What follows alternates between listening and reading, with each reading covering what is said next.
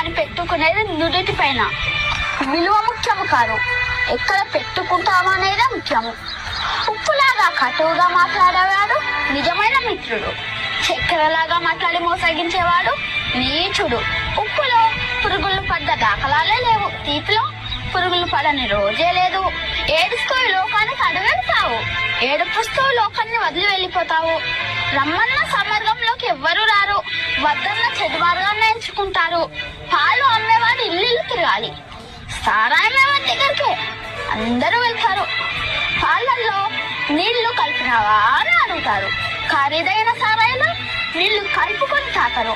పెళ్ళి ఊరేగింపులో బంధుమిత్రుల ముందు వడ్లు వెనకాల, శవయాత్రలో శవము ముందు బంధుమిత్రులు వెనకాల.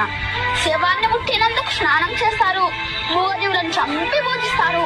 కొవ్వొత్తుని వెలిగించి చనిపోయిన వారిని